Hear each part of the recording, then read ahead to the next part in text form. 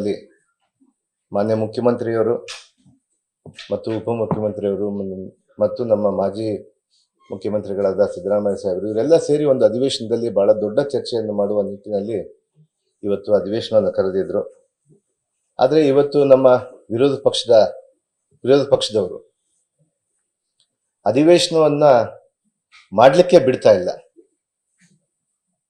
ಅಧಿವೇಶನದಲ್ಲಿ ಚರ್ಚೆ ಮಾಡಕ್ಕೂ ಬಿಡ್ತಾ ಇಲ್ಲ. ಅದಕ್ಕೂ ಒಂದು ಕಾರಣ, ಬಹಳ ದೊಡ್ಡ ಕಾರಣ ಇದೆ. ಅದು ಅವರೆಲ್ಲ ಸೇರಿ ಮೊನ್ನೆ ತಾನೇ ಮಂತ್ರಿಮಂಡಲಕ್ಕೆ ಸೇರಿದ ಮೇಲೆ ನನ್ನನ್ನ ರಾಜೀನಾಮಾ ಮಾಡಿ ಅಂತೇಳಿ ಅವರು ಸದನದ ಬಾವಿಗೂ ಇಳಿಲಾರ್ದೇನೆ ಅಥವಾ ಹೊರಗಡೆ ಕೂಡ ಅವ್ರು ಏನ್ ಅಲ್ಲಿಂದ ಅವ್ರಿಗೆ ಏನ್ ಬೇಕಾಗಿದೆ, ಅವ್ರ ಬೇಡಿಕೆ ಏನ್ ಬೇಕಾಗಿದೆ ಅನ್ನುವಂತ ವಿಚಾರವನ್ನು ಕೂಡ ಅವರು ಅವರವರ ಸ್ಥಾನಗಳಲ್ಲಿ ಕುಂತು ಮಾತ್ರನೇ ವಿರೋಧವನ್ನು ವ್ಯಕ್ತಪಡಿಸ್ತಾ ಇದ್ದಾರೆ. ಆದರೆ ನಾವು ಈ ರಾಜ್ಯದ ಜನತೆಗೆ ಮತ್ತು ಮುಖ್ಯವಾಗಿ ನನ್ನ ಸಮುದಾಯದ ಜನತೆಗೆ ನಾನು ಬೆಳಕು ಚೆಲ್ಲಬೇಕು. ಯಾಕಂದ್ರೆ ಇದರಲ್ಲಿ ವಾಲ್ಮೀಕಿಯ ನಿಗಮದಿಂದ ಹಗರಣ ಆಗಿದೆ ಅನ್ನುವಂಥ ವಿಚಾರದಿಂದ ಇವತ್ತು ಅವರು ನನ್ನ ರಾಜೀನಾಮೆಯನ್ನು ಕೇಳ್ತಾ ಇದ್ದಾರೆ.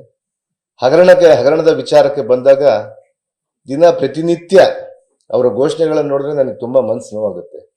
ವಾಲ್ಮೀಕಿ ಅವರ ಬಗ್ಗೆ ಆಗಿರ್ಬೋದು ಮತ್ತು ಸಮಾಜದ ಬಗ್ಗೆ ಆಗಿರ್ಬೋದು ಮತ್ತು ಅವರು ವಿಚಾರಗಳನ್ನ ಆ ಸದನದಲ್ಲಿ ನಿಂತು ಒಂದು ಸುಳ್ಳನ್ನ 100 ಬಾರಿ ಹೇಳಿ ಸತ್ಯ ಮಾಡಕ್ ಹೊಂಟಿದ್ದಾರೆ.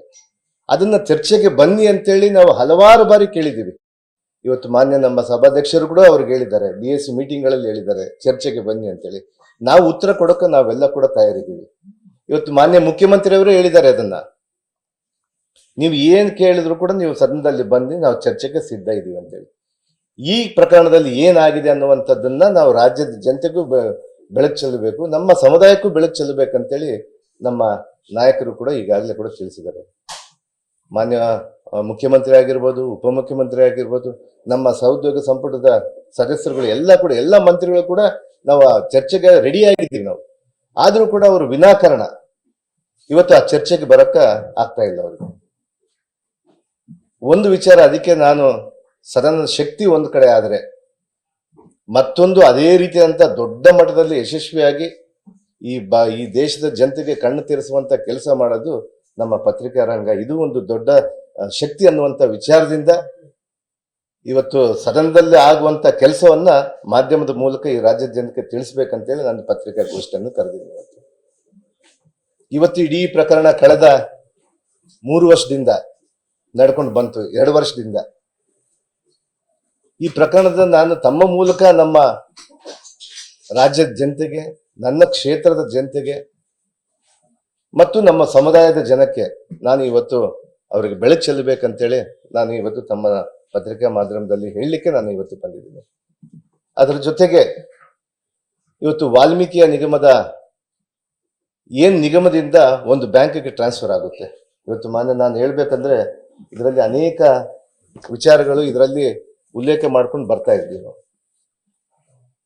ನಾನು ತಮ್ಮ ಮೂಲಕ ತಮಗೆಲ್ಲ ಕೂಡ ತಿಳಿದಿದೆ ಇದನ್ನೆಲ್ಲ ಕೂಡ ಯಾವ ರೀತಿ ಆಗಿದೆ ಏನಂತೇಳಿ. ಆದ್ರೂ ಕೂಡ ನಾನು ಮತ್ತೊಮ್ಮೆ ಈ ರಾಜ್ಯದ ಜನತೆಗೆ ಜೊತೆಗೆ ನಮ್ಮ ಸರ್ಕಾರ ಇದರ ಮೇಲೆ ಯಾವ ರೀತಿ ನಿಟ್ಟು ನಿಲುವನ್ನು ಹೊಂದಿದೆ ಅನ್ನುವಂಥ ವಿಚಾರವನ್ನ, ಆಡಳಿತ ಸರ್ಕಾರ ಯಾವ ರೀತಿ ನಿಟ್ಟು ನಿಲುವನ್ನು ಹೊಂದಿದೆ ಅನ್ನುವಂಥ ವಿಚಾರವನ್ನ ಹೇಳಲಿಕ್ಕೆ ಇವತ್ತು ಮಾಧ್ಯಮದ ಮೂಲಕ ಜನತೆಗೆ ತಿಳಿಸ್ಲಿಕ್ಕೆ ಇವತ್ತು ನಾನು ಪ್ರಯತ್ನ ಮಾಡ್ತಾ ಇದ್ದೀನಿ. ಅದರ ಜೊತೆಗೆ ಇವತ್ತು 187 ಕೋಟಿ ರೂಪಾಯಿ ನಮ್ಮ ನಿಗಮದಿಂದ ಯಾವುದೇ ಒಂದು ಬೋರ್ಡ್ ಮೀಟಿಂಗ್ ಇಲ್ದೇನೆ, ನನ್ನ ಗಮನಕ್ಕೂ ಬಾರದೇನೆ, ಅಲ್ಲಿರುವಂತ ಚೇರ್ಮನ್ ಗಮನಕ್ಕೂ ಬಾರದೇನೆ ಆ ಹಣ ವರ್ಗಾವಣೆ ಆಗುತ್ತೆ. ನನಗೆ ನಿಜವಾಗ್ಲೂ ನಾನು ಹೇಳ್ತೀನಿ, ಯಾವತ್ತೂ ಕೂಡ ಮೊದಲಿಂದ ನಾನು ಹೇಳ್ಕೊಂಡು ಬಂದಿದ್ದೀನಿ, ಒಬ್ಬ ಅಲ್ಲಿ ಚೇರ್ಮನ್ ಇದ್ಮೇಲೆ ನನ್ನ ಪ್ರಕ್ರಿಯೆ ಜಾಸ್ತಿ ಇರೋದಿಲ್ಲ. ಆದ್ರೂ ಕೂಡ ನಾನು ಅಲ್ಲಿರುವಂತ ನಿಗಮದ MD ಅವರು ಮತ್ತು ಬ್ಯಾಂಕ್ನವರು, ಯೂನಿಯನ್ ಬ್ಯಾಂಕ್ ಆಫ್ ಇಂಡಿಯಾ, ನನಗೆ ಇನ್ನೊಂದು ಮುಖ್ಯವಾಗಿ ಆ ನಿಗಮದಲ್ಲಿ ಎಲ್ಲಿ ಹಣ ಯಾವ ಬ್ಯಾಂಕಲ್ಲಿ ಅಕೌಂಟ್ ಇದೆ ಅನ್ನುವಂಥ ವಿಚಾರವನ್ನು ಕೂಡ ನಾನು ತೆಗೆದುಕೊಂಡಿದ್ದಿಲ್ಲ. ಯಾಕಂದ್ರೆ ಫಸ್ಟ್ ಟೈಮ್ ನಾನು ಮಂತ್ರಿ ಆಗಿದ್ದೆ. ಅದಾದ ನಂತರ ಬೇರೆ ಬೇರೆ ವಿಚಾರಗಳಲ್ಲಿ ನಾವು ರಾಜ್ಯದಲ್ಲಿ ಸುತ್ತಾಡುವಂತ ವಿಚಾರದಲ್ಲಿ ನಿಗಮಕ್ಕೆ ನಾನು ಒಂದೇ ಸರ್ತಿ ಹೋಗಿದ್ದೆ. ಅದಾದ್ಮೇಲೆ ಅವ್ರು ಏನ್ ಮಾಡಿದ್ದಾರೆ, ಆ 187 ಕೋಟಿಯನ್ನ ವಿತೌಟ್ ಫೈನಾನ್ಷಿಯಲ್ ಅಪ್ರೂವಲ್ ತಗೊಳ್ಳಾರ್ದೇನೆ, ವಿತೌಟ್ ಬೋರ್ಡ್ ಮೀಟಿಂಗ್ ಆಗ್ಲಾರ್ದೇನೆ ಆ 187 ಕೋಟಿ ರೂಪಾಯಿಯನ್ನ ಯೂನಿಯನ್ ಬ್ಯಾಂಕ್ ಆಫ್ ಇಂಡಿಯಾಗೆ ಕಳಿಸ್ಕೊಟ್ಟಿದ್ದಾರೆ. ಅದಾದ ನಂತರ ತಮಗೆಲ್ಲ ಕೂಡ ಗೊತ್ತಂಗನೆ ಅಲ್ಲ ಒಬ್ಬ ಚಂದ್ರಶೇಖರ್ ಅನ್ನುವಂಥ ವ್ಯಕ್ತಿ ಆತ್ಮಹತ್ಯೆ ಮಾಡಿಕೊಂಡ. ಅದಾದ ನಂತರ ಅದರ ತನಿಖೆ ಬಂತು. ನಾನು ಅವತ್ತೇ ಆ ತನಿಖೆ ಆದಾಗ ನನಗೆ ಆಕ್ಚುಲಿ ಅದು 2 ದಿನದ ನಂತರ ಅವರು ತೀರ್ಕೊಂಡ ಮೇಲೆ 1 ದಿನದ ನಂತರ ನನಗೆ ಗೊತ್ತಾಗಿದೆ ಆತ್ಮಹತ್ಯೆ ಮಾಡ್ಕೊಂಡಿದೆ ಅಂತೇಳಿ. ಅದರಲ್ಲಿ ಏನೇನು ಉಲ್ಲೇಖ ಮಾಡಿದ್ರು ಅಂತೇಳಿ ಕೂಡ ಈಗಾಗಲೇ ಕೂಡ SIT ರಚನೆ ಆಯಿತು, ಅದರಲ್ಲೆಲ್ಲ ಹೇಳಿದ್ದೀವಿ.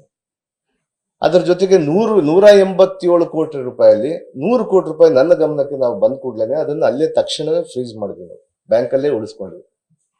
ಅದಾದ ನಂತರ 87 ಕೋಟಿ ರೂಪಾಯಿ 80 ನಮಗೆ ಹಣ ಬೇರೆ ಬೇರೆ